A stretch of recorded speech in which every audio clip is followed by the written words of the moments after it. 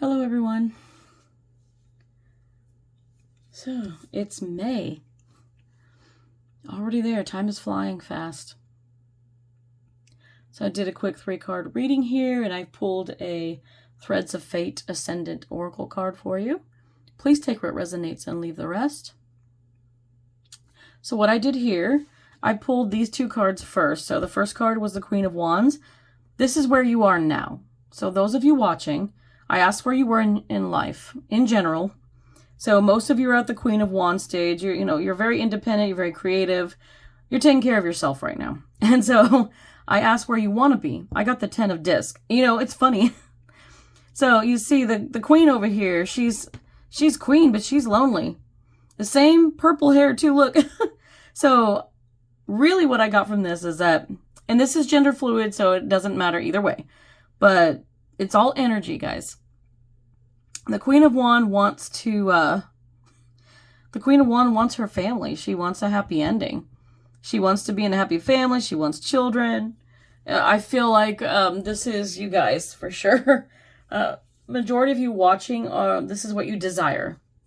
You're in a good place as the Queen of Wands.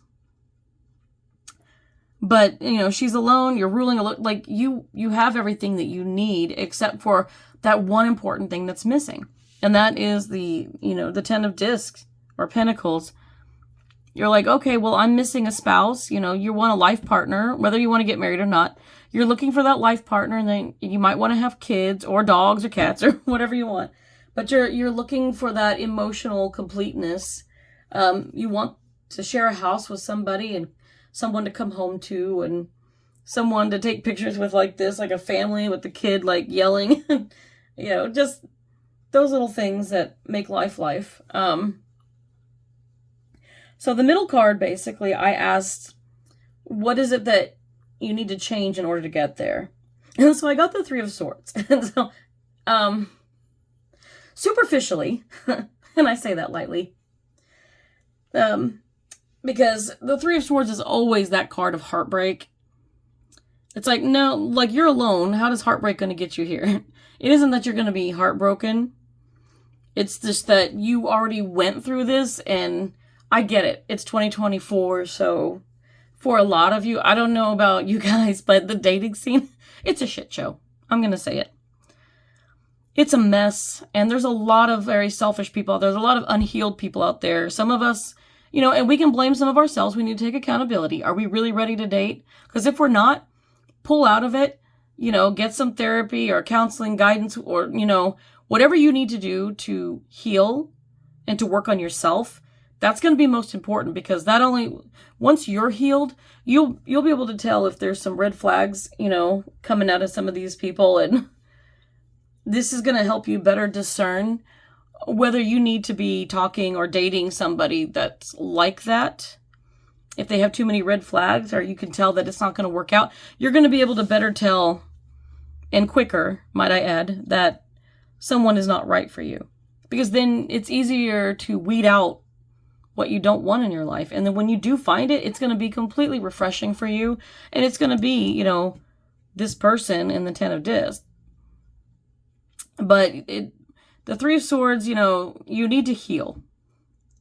You need to heal yourself, work on yourself, and work on communicating,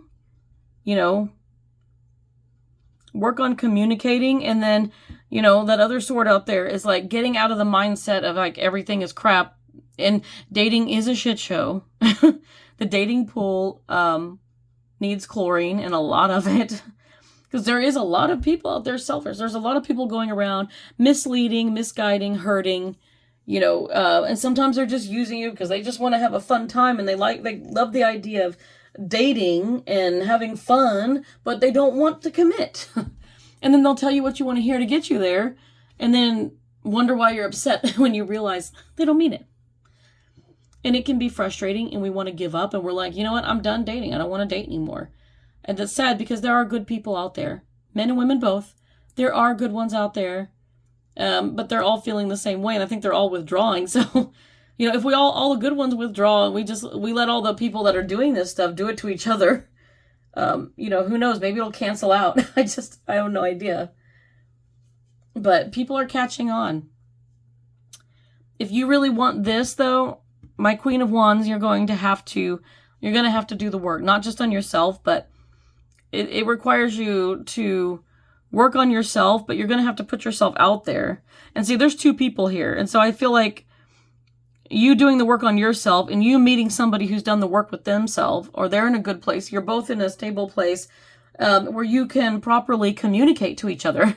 Communication, compromise, and sharing that love, that's what's going to bring you together, and you're going to be a happy family. I mean, she's very stoic here, sitting here like, I've got everything under control, I'm doing good. And her face is just kind of, there's not much there. But over here, she's smiling. She's got that Mona Lisa smirk going on. She's smiling because she's happy. She's content. And I know you want that contentment. You've got everything you need except for that partnership, except for the sound of children in your house, or, coming home to your dogs and cats together, being able to have that family life you want, and your friends come over and you get to socialize and backyard barbecues and whatever it is that makes you happy. Because it's no fun doing these things alone. So this is kind of a clear-cut reading to me. It's not complex at all for me. It's like, I see right through it. I mean, it's the same woman in both. And this is just showing that you've got to find someone equally who's done the work in order for you to work together. Those three swords, that's you guys working on yourselves. And then that middle sword is you coming together and being agreeable, like having similar values and knowing what your deal breakers are so you don't waste each other's time. And, you find someone who's right for you. Not the best looking person or best in bed or anything like that. You're finding the person that's right for you, that right balance. That person, looks are going to fade. Sex is going to fade. All of that's going to disappear eventually. Let me tell you, you want to have a lover, but you want a best friend. You want that person that you can tell anything to. That person that is loyal and devoted to you and honest with you, that is supportive of you. And they will be with you by your side for the rest of your life. And you know that you can rely on them. And you know that if you get sick and you get down and you can't take care of them, that they'll take care of you. They're going to make sure that you're okay. And then, when they're down, you're taking care of them. I mean, you put 100% in each as a partnership every day. But it's hard to find people willing to put in that effort. And you and I know that we're like that. We're willing to put in that effort. But finding that other person, it's a little more difficult. I want to say it's like, okay, I don't know if this is one of you guys I'm picking up, but shooting fish in a barrel. I don't know what that's about. I've heard that term, but that doesn't sound like an easy, I don't know. That sounds like it's too easy. Or maybe it's not as easy as it looks. But it's more like, if you were trying to shoot a fish in the ocean, you have no idea. That's, gosh, what a weird analogy. I don't even know if that's accurate, but I was picking that up from somebody. I don't know.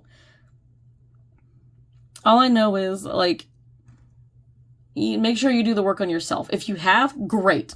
If you have, you know who you are, what you want, you are ready. You are ready. You just have to find the other person. Your person is out there, and they will be ready. So you got to find them. And that 10 of discs is going to come. That happy ending. You're going to get that happy ending. And you know what? It doesn't mean that it's going to be, rainbow, rainbow stars and sunshine, unicorn farts, like all that crap. No.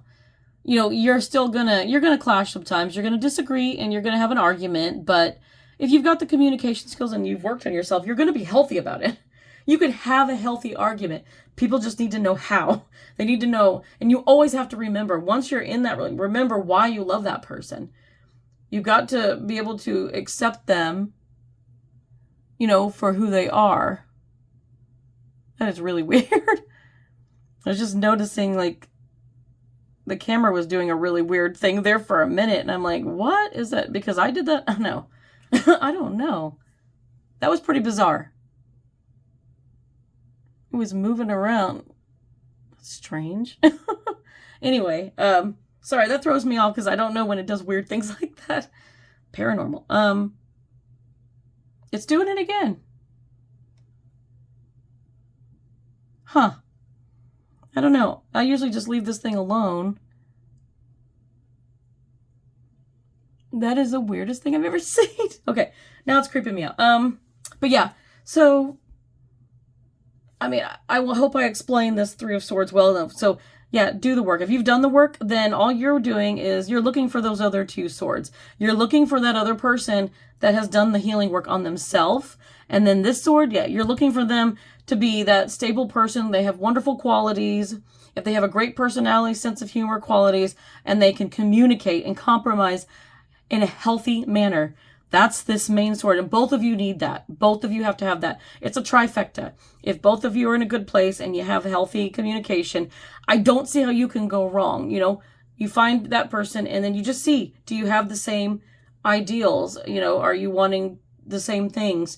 And once you're on the same page and it's mutual, it's going to be a beautiful thing. You'll have your 10 of discs. I promise that. Now for your Ascendant Oracle card. You have the Sage. It's kind of funny. Look at this. It's got a similar look to the Three of Swords. Isn't that weird? Except it's missing that middle sword. But in this one, it's Sage. It's got teeth hanging off of it. It's weird. This is wisdom, by the way. They look like wisdom teeth. So I view it as wisdom. And with the wisdom, I'm going to put that like on top of that. There we go. I feel like this is you cleansing your life a little bit. Forget about who hurt you in the past and stuff like that. Not easy to forget necessarily, but you're going to have to release it and kind of let it go. And to do that, you're going to have to work on yourself. And I think that's a way of cleansing yourself and your past.